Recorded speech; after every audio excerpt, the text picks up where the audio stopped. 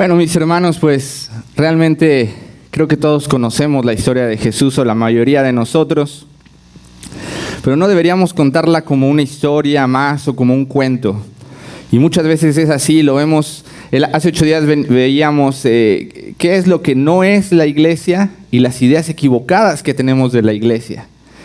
Y muchas veces también tenemos un concepto equivocado de lo que es Jesús, de su nacimiento. Yo me acuerdo que de chico mi abuela me contaba la historia, pero era como un cuento, como algo que no era real y que simplemente era un cuento bonito para los niños. Y antes de que empecemos ya a ver lo que es el nacimiento de Jesús, yo quisiera hablarles un poquito esta mañana, introducir un poquito el tema. Vamos a recordar quizá algunas cosas que vimos en la primaria, en la secundaria. Y lo que pasa es que en este mundo la tecnología ha avanzado mucho.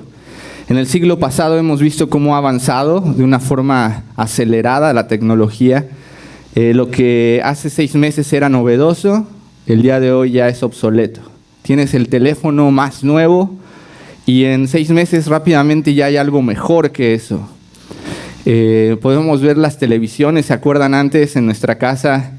Yo todavía tuve una pantalla Sony pesadísima, grande, y era una televisión a color. Y yo sé que no soy tan grande, pero era algo novedoso que yo mismo podía tener mi televisión a color. Era chiquitita, como unas 10 pulgadas, 15 pulgadas. Y el día de hoy podemos ver pantallas gigantes con una definición increíble. Y todo esto la Biblia dice que iba a suceder. Dice que en los últimos tiempos la ciencia iba a avanzar de una forma acelerada. Y sí hubo ciencia en el pasado, pero en los últimos años ha sido de una forma rapidísima que ha crecido. Y la palabra de Dios se está cumpliendo. Nosotros debemos estar atentos a lo que la Biblia dice, porque lo que antes la gente apenas si podía ver, el día de hoy lo podemos entender completamente. Como es la iglesia. La iglesia era un misterio para los profetas. La iglesia ya estaba en el plan de Dios, pero los profetas no podían saber a ciencia cierta qué iba a ser la iglesia. El apóstol Pablo hablaba de la iglesia como un misterio. Y ya el día de hoy nosotros entendemos más el concepto de la iglesia y sin embargo nos hemos alejado de lo que es realmente la iglesia. Por eso hace 8 días veíamos que la iglesia no es un edificio, ni es un lugar al que vienes el domingo, sino que la iglesia la forma cada una de las personas que han creído en él. Cada uno de ustedes es como un ladrillo, pero dice que somos piedras vivas.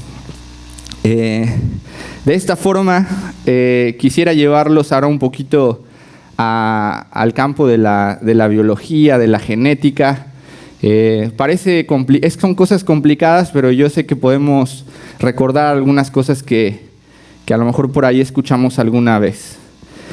A finales del siglo XVIII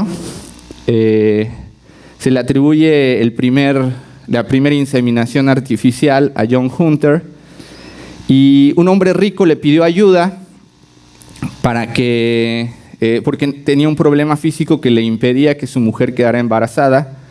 Entonces este hombre, con una jeringa caliente, tomó muestras de la eyaculación de él y le inyectó al útero de la mujer, y tuvo por primera vez éxito teniendo una inseminación artificial. Realmente él tuvo suerte porque no se entendía mucho la ovulación de la mujer. Entonces los que lo quisieron hacer después era como jugar a la lotería, ¿no? Era muy complicado, pero ya se empezaba a hacer. Y el primer caso confirmado de inseminación artificial con semen de un donante fue llevado a cabo en 1884 por William Pancoast en el Jefferson Medical College de Filadelfia. Y dice que se tomó el estudiante más guapo de la clase, pues para no perjudicar al bebé, y se hizo una inseminación a una madre comerciante con problemas de esterilidad, y 9 meses después ella concibió a un bebé bien guapo. Entonces podemos ver aquí, y tú me vas a decir, bueno, ¿y qué tiene que ver esto con la Biblia? Bueno, espérame, todavía nos falta un poquito más y ahorita vas a entender ¿Por qué te estoy explicando todo esto? El ADN, ¿alguien sabe qué es el ADN? ¿Alguien puede decir? Es como un trabalenguas, a mí me cuesta trabajo. ¿Alguien se anima? El ADN significa ácido desoxirribonucleico. A ver quién lo repite. ¿Quién se anima? Bueno, realmente no es importante, pero lo que es más importante es saber, el ADN es la molécula que lleva la información genética utilizada por las células para la creación de proteínas. Pero bueno, lo más importante es que el ADN lleva la información genética. El ADN contiene las instrucciones genéticas usadas en el desarrollo y funcionamiento de todos los organismos vivos. Entonces, imagínense, 1 gramo de ADN, que podrías verlo microscópicamente, puede tener unos 2 petabytes de datos, más o menos para que te des una idea, es el equivalente a 3 millones de CDs. 1 gramo, 3 millones de CDs. Y nosotros estamos llenos de esas células que contienen ADN, millones y millones de células en nuestro cuerpo, que contienen la información genética de si se te va a caer el pelo, si vas a ser alto, si vas a ser bajito, si vas a tener alguna enfermedad. Todo eso está ya en el ADN y es la información genética. Todo esto te lo estoy diciendo porque tiene que ver con la profecía en Génesis, si lo quieres buscar en tu Biblia, capítulo 3, versículo 14 y 15. Porque por mucho tiempo se pensó que esto era una locura, que era imposible. Pero nuestro Dios es mucho más sabio que los científicos. Él es dueño de la ciencia. La ciencia no está peleada con Dios. Los científicos han querido pelear con Dios, pero Dios les dio esa capacidad, nos dio esa capacidad de pensar y de ir entendiendo cosas profundas que al final le dan la razón a Dios. ¿Tienen ahí Génesis 3, capítulo 14 y 15? ¿Lo tienen? Bueno, dice: y Jehová Dios dijo a la serpiente, por cuanto hiciste esto, están hablando cuando, recuerdan, pecaron Eva y Adán en el huerto del Edén, dice: maldita serás entre todas las bestias y entre todos los animales. Le está diciendo al diablo, a Satanás: sobre tu pecho andarás y polvo comerás todos los días de tu vida. Y fíjate bien en este versículo: y pondré enemistad entre ti y la mujer. Escucha bien esta parte: entre su simiente y la simiente suya. Esta te herirá en la cabeza y tú le herirás en el calcañar. ¿Qué ves de raro en esto? ¿Alguien nota algo raro en este pasaje? Bueno, hay muchas cosas que a lo mejor no entendemos, ¿verdad? Pero es un juicio. Y lo más importante es que le dice: y pondré enemistad entre ti, es decir, va a haber una enemistad entre el diablo y la mujer. Y esto lo podemos ver en el mundo. Te das cuenta cómo este mundo y el sistema humilla a la mujer. La mujer es un producto. A veces te anuncian una cerveza, una televisión y sale una mujer en bikini. ¿Qué tiene que ver? Es la humillación. El diablo quiere humillar a la mujer. En la pornografía se humilla a la mujer. Los hombres humillan a sus mujeres por el pecado, que no debería de ser. Pero siempre hay un odio constante hacia la mujer y te das cuenta que siempre ha sido menospreciada y siempre ha sido puesta bajo la autoridad del hombre de una forma que es un juicio. Y lo puedes ver en el mundo. No estamos diciendo que sea lo correcto, estamos diciendo que Dios lo dijo acá. Y luego dice: entre tu simiente y la simiente de ella. La palabra simiente viene de la palabra semen, es decir, o semilla. En este caso el espermatozoide, y aquí es donde vamos a entender por qué te hablé de la inseminación artificial, del ADN. Pues aquí lo interesante es de que la mujer no tiene semilla, no tiene espermatozoide. Entonces, ¿por qué le dice entre tu simiente y la simiente de ella? ¿Por qué se lo dijo el Señor? ¿Por qué les dice el Señor esto? ¿Alguien me puede decir o alguien tiene una idea? Y todo esto, cuando los teólogos, o más bien las personas lo estudiaron, decían: Pero aquí se equivocó el Espíritu Santo, porque la mujer no tiene semilla, no tiene espermatozoide. Pero recuerdan que veíamos la inseminación artificial, que los científicos se jactaron. Bueno, déjame decirte que el Señor inseminó una semilla en María. Esa es la semilla que el Señor está hablando acá. Claro, María no tenía espermatozoide. El Señor puso esa semilla en María. Entonces ese hijo de María, dice, heriría en la cabeza a Satanás. Y eso fue lo que Jesucristo hizo en la cruz del Calvario y cuando resucitó. Entonces, ¿entiendes más ahora este pasaje? Te das cuenta que no es un cuentito que le contamos nada más a los niños, sino que detrás de esto hay ciencia, detrás de esto estaba el Dios sabio que tiene control de todo, y cuando se burlaban por muchos años, ¿cómo una mujer puede concebir y ser virgen? Pues ahora sabemos que una mujer sí puede concebir, puede dar a luz, puede tener un bebé a través de la inseminación artificial, aún siendo virgen. Vamos ahí a Isaías 7, 13 y 14. Ahí si traes tu Biblia, busca rápidamente Isaías 7, 13 y 14. Y si no la traes, te voy a leer lo que dice ahí. Es el profeta Isaías que le está hablando al rey Acaz, rey de Judá. Y le dice: escuchen bien ustedes de la familia real de David. ¿Acaso no les basta con agotar la paciencia humana? También tienen que agotar la paciencia de mi Dios. Versículo 14. Muy bien, el Señor mismo les dará la señal. Miren, la Virgen concebirá un niño, dará a luz un hijo y lo llamarán Emmanuel, que significa Dios con nosotros. Esto era en Isaías. Muchísimos años antes del nacimiento de Jesús se da la profecía que nacería ¿de quién? ¿De quién? Les pregunto para saber si no se me están durmiendo. ¿De quién? De una virgen que concebiría. Entonces quiere decir, aquí el Señor está diciendo que el profeta, el Mesías, Emmanuel, Dios con nosotros, vendría de una virgen. Y esto científicamente vemos que es posible, y aunque no lo fuera, el Señor puede hacer lo que Él quiera, pero aún así Él ahora nos da luz. Hoy podemos entender muchas cosas que en ese tiempo no entendíamos. Estas personas literalmente y totalmente tenían que creer 100% por fe. Y hoy el día tenemos fe, pero el Señor también nos da luz de cosas que ahora avalan esa fe. Y es así, porque nuestra fe se va comprobando. Nuestra fe se comprueba cuando tú confías en Dios y pruebas que realmente es verdad. Entonces esto es increíble porque aquí entramos a otro tema. Fíjate, hoy estás aprendiendo un montón. Estás aprendiendo de la inseminación, el ADN. Y ahora te voy a hablar de la caída en Génesis capítulo 3. No lo vamos a leer, pero ¿se acuerdan lo que pasó en Génesis capítulo 3? Vemos la caída, el hombre Adán, es puesto Adán, después Eva.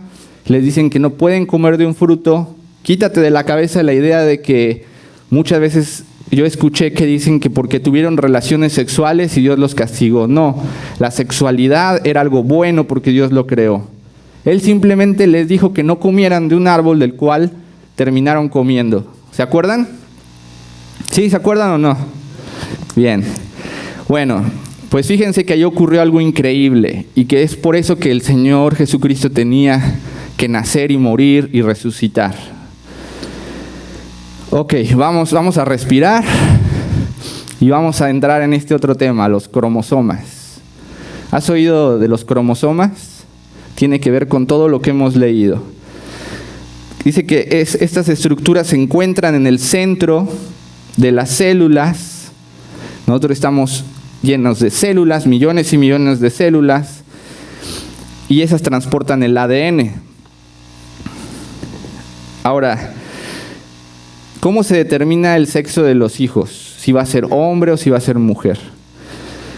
Los óvulos de la mujer solo tienen 2 cromosomas. ¿Alguien se acuerda? ¿Cuál y cuál es? XX. Pero el hombre tiene XY.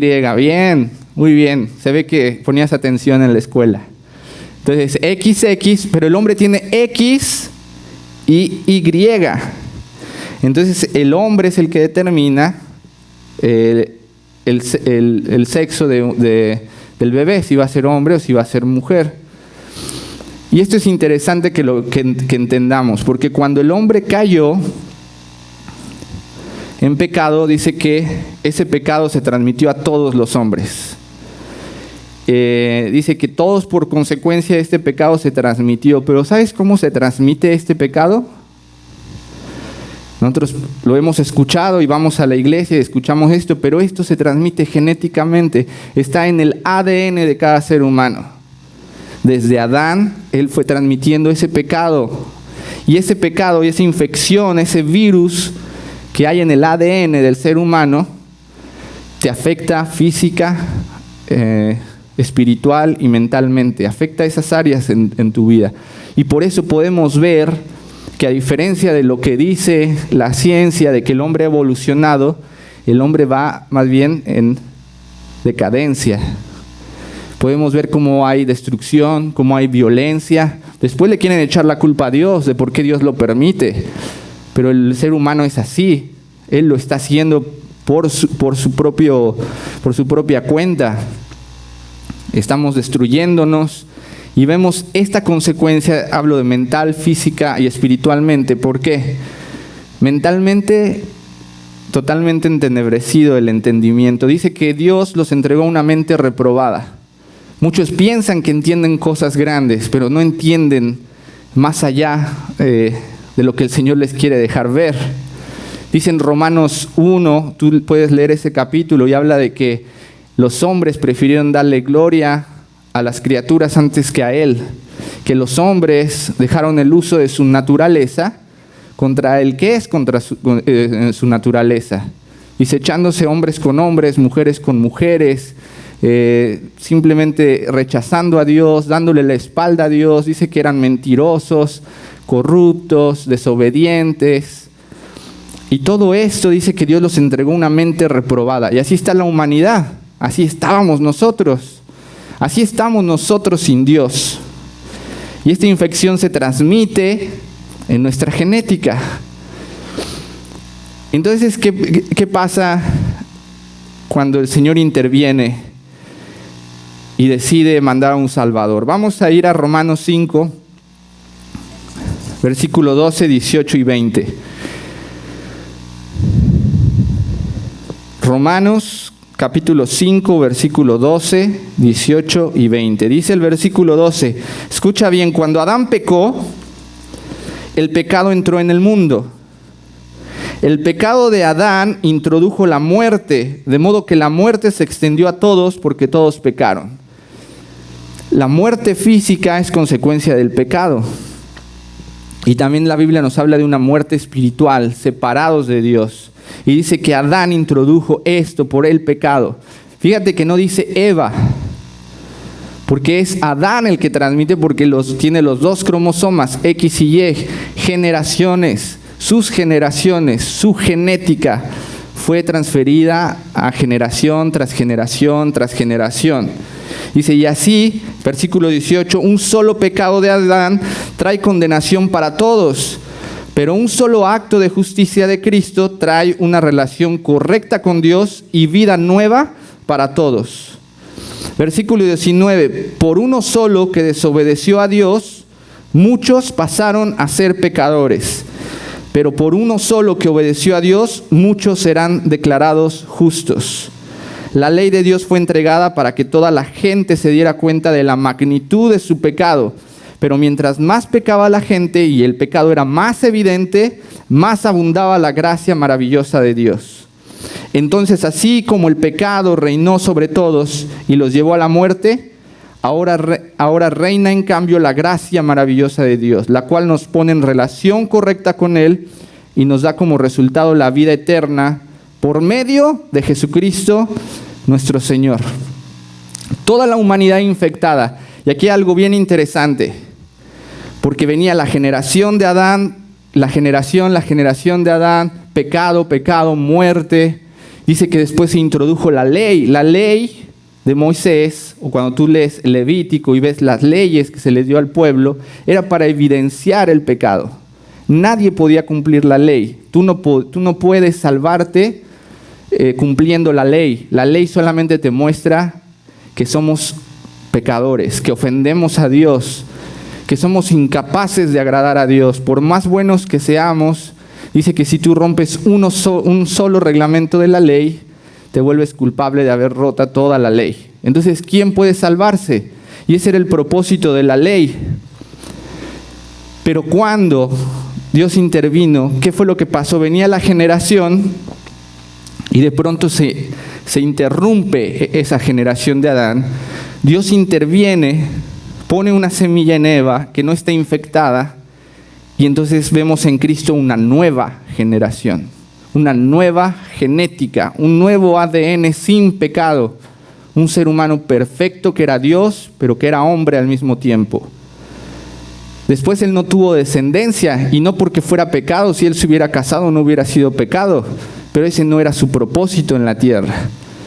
¿Cuál era el propósito de Cristo en la tierra al nacer? ¿Formar una familia, digamos, terrenal? Era salvarnos. Su propósito era nacer para morir y resucitar. Bajo esta nueva genética podemos ver en Cristo. Hoy en día los científicos quieren formar al hombre perfecto y no van a poder, porque igual va a morir y es imperfecto. Por muy perfecto que sea estéticamente, así como yo, nada. Bueno, así me veo yo, ¿verdad? Mi esposa me ve bien, pero bueno, yo me echo porras y no quién. Aunque hubiera un ser humano perfecto, imagínate, no sé a quién les gusta. Brad Pitt, no, ya está pasado de moda, ¿verdad? ¿A quién? Sí, bueno, a Thor, ¿no? A mi esposa le gusta el actor de Thor. Aunque fuera así, perfecto, grande, musculoso, todo, aún así se va a enfermar. Aún así va a tener una gripa, aún así va a morir, se va a hacer viejo. Pero en el caso de Cristo era un ser humano perfecto.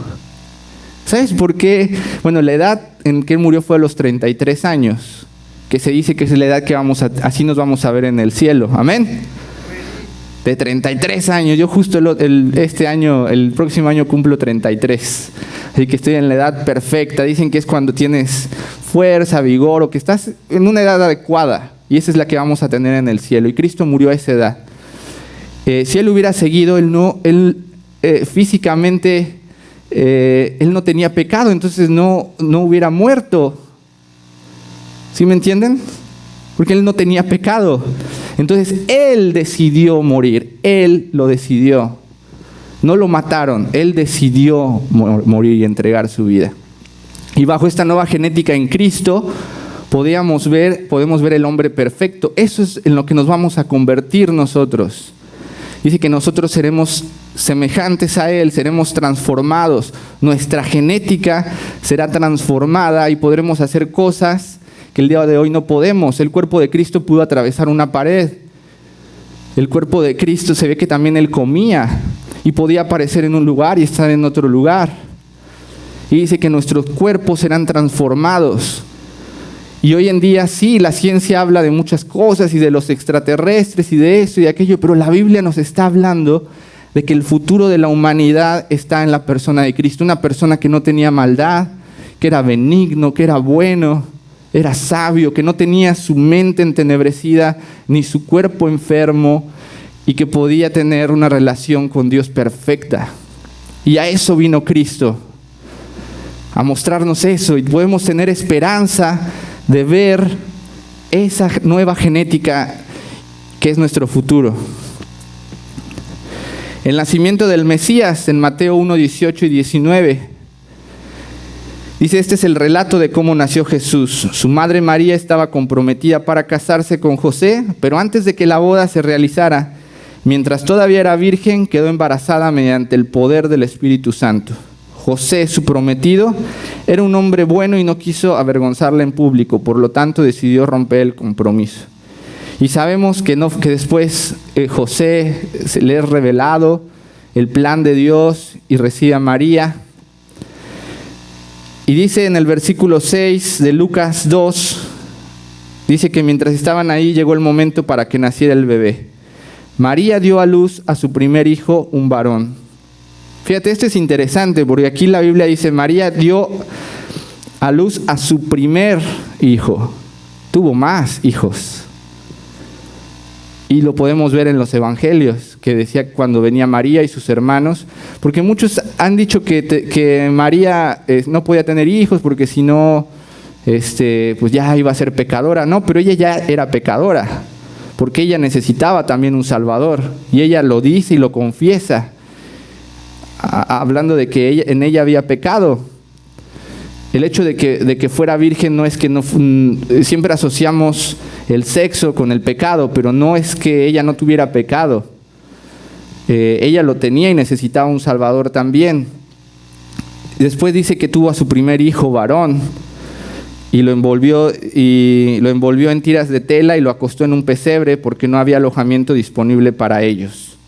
Vemos que aquí nació, pero no solamente debemos ver el nacimiento de Jesús como un cuento, sino lo debes de ver como ese Dios grandioso que se acercó a nosotros de la forma más humilde, que vino y que rompió esa generación de pecado. Dice, así como por Adán entró el pecado y ahora estamos destinados a la separación eterna de Dios y a la muerte y al juicio, ahora por uno solo, Jesucristo, ahora nosotros podemos ser transformados.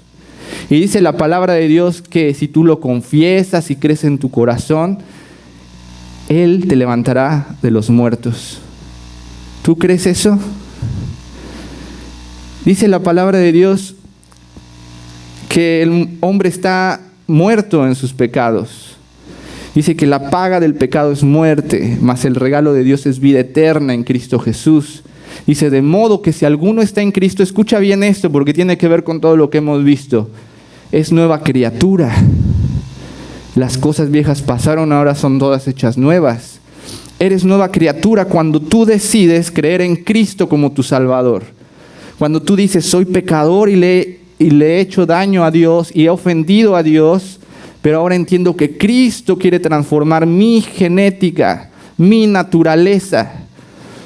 Por eso es que el día de hoy hay un debate, por ejemplo, y te pongo este ejemplo, pero se puede usar en todos, con la homosexualidad, un tema delicado. Dice, ¿nacen o se hacen? ¿Tú qué piensas? Bueno, muchos dicen que se hacen, pero yo te quiero decir que realmente estas personas pueden nacer con esa tendencia, porque nacen con una naturaleza caída, pero el hecho de que nazcan con esa tendencia a pecar no quiere decir que esté bien. Yo puedo nacer, y te lo voy a decir, con una tendencia, por ejemplo, en mi caso y en mi familia, mucha infidelidad. Y dicen que genéticamente los mexicanos somos infieles. ¿Sí lo has oído o no? Dice, acá, mucho cuidado con los mexicanos porque son coquetones y son infieles.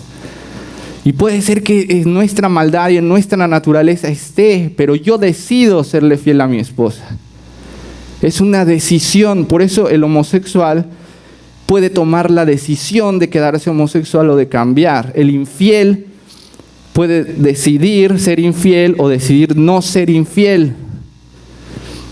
Pero solamente, y no solamente con Cristo, porque dice que hay una ley natural que Dios puso en nuestros corazones, que es la conciencia.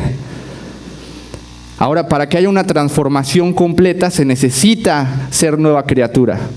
Se necesita una nueva genética en nosotros. Y Dios, cuando tú le recibes, muchas veces decimos, le recibes en tu corazón, lo que está diciendo es que estás dejando que Él entre a tu vida y te transforme. Ya no quiero ser ese viejo hombre, y Él entra en tu vida y empieza a transformar tu genética, que afecta a tu alma, que afecta a tu mente, que afecta a tu espíritu. Tu espíritu estaba muerto, bajo esta naturaleza nueva ahora está vivo. Tu mente estaba entenebrecida, pero ahora empiezas a entender las verdades profundas de Dios, y tu alma ahora se conecta con Dios. Y eso Dios lo hace día a día. Cuando tú le recibes, está transformando algo dentro de ti. Y por eso es que ahora ya no eres igual. Y por eso es que yo también rompí de mi generación de personas que venían siendo alcohólicas, infieles, violentas. Y yo llego y yo estoy destinado a lo mismo, pero conozco de Cristo y ahora Él me transforma y puedo ser diferente. Y a veces con mi esposa lo he visto, que a veces que me quiere salir ese viejo hombre y después recuerdo, pero yo estoy en Cristo. Y a mi esposa la debo de amar y la debo respetar y debo ser un padre tierno y debo demostrarle a mi familia que hay una nueva naturaleza en mí y el amor de Dios. ¿Te das cuenta que no es solamente una historia del niñito que nació, sino es la historia que comenzó para revolucionar la raza humana? Pero no solamente en la tierra, sino en la eternidad. Y mostrarte que hay algo mejor y que te va a transformar a ti. Y cuando tú lees estas cosas te das cuenta que Dios no te habla solamente de cuentos, sino que te habla de genética, te habla de biología, te habla de ciencia. Y cuando tú lo vas estudiando entiendes las profecías y lo que está pasando alrededor del mundo. Y por qué está ahora habiendo tanta guerra en el oriente. Tú lo puedes entender con la Biblia, podríamos estudiar eso. La Biblia lo dice. El surgimiento de Israel como nación en el siglo pasado, una profecía que decía el profeta. ¿Y alguna vez ha visto que de la nada surja una nueva nación? De un día para otro, Israel nació de un día para otro. No era nación por mucho tiempo y de pronto eran un país otra vez. Y podríamos hablar de eso, pero nos vamos a desviar. Pero yo te digo esto para que estudies. Yo no soy el maestro y el sabio que te está iluminando, sino esto me lo enseñó Dios y yo te lo enseño a ti. Y Dios te puede enseñar a ti y tú puedes enseñar a otros. Por eso yo no me llevo la gloria de lo que hay esto es la Biblia y Dios es el que te está hablando y Dios es el que sabe de genética, el que sabe del ADN, el que sabe lo que es mejor para ti. Este Dios tan grande, este Dios dueño del universo y que tiene planes tan increíbles, ¿no crees que Él sabe lo que es mejor para ti? Si Él es tan sabio, tendríamos que pasar más tiempo estudiando su palabra y más tiempo escudriñando. La palabra de Dios te revela, está toda revelada, pero te va a revelar a ti progresivamente a medida de que tú le busques y de que tú estudies y de que tú ores. Y Él te va a ir revelando más y más y va a ser más profundo y más profundo y más profundo y te vas a enamorar y no vas a querer soltar ese libro porque hay cosas increíbles. Quisiera terminar haciéndote un par de preguntas. Dice que los pastores y los ángeles fueron y le adoraron y le dice que daban gloria a Dios en las alturas y cantábamos un poquito de eso. Hay dos formas en las que hoy la gente ve la Navidad. Hoy lo ven como un momento para celebrar, para darse regalos. Y muchos de ellos dicen, sí, qué bonito, el niño Jesús nació. Pero está la otra parte donde los que entienden y hacen suyo el verdadero regalo de la Navidad, que es que Cristo quiere transformar tu vida. Tú estás destinado, sin Cristo, a la condenación, a la muerte física y espiritual. Porque te lo mereces y porque me lo merezco, porque le hemos fallado a Dios. Pero la pregunta es esta: ¿tú ya tienes ese regalo en tu vida? ¿Tú ya te has arrepentido y has dicho, Cristo, yo quiero que tú me transformes, ya no quiero ser el mismo, que tú me salves y que me hagas una nueva criatura? ¿O sigues simplemente diciendo, sí, creo en Dios, pero es bonito y todo, pero ahí nada más en la iglesia? ¿Qué clase de persona eres? ¿Qué vas a hacer el día de hoy con lo que aprendiste? ¿Entregarle tu vida a Jesús por completo? ¿O simplemente pensando que es una bonita historia para contar? Y si tú ya tienes ese regalo, compártelo con otros en esta Navidad, con tu familia, cuando ahora que se reúnan, y háblales de esto, a tu forma, con tus palabras, pero háblales de este mensaje, que Él puede transformar vidas y que lo más importante en estas fechas, siempre, todo el año, pero en especial ahora que te juntas con tu familia, es hablar de la historia de Jesús, pero no como un cuentito, sino como una historia poderosa que puede transformar vidas. Amén.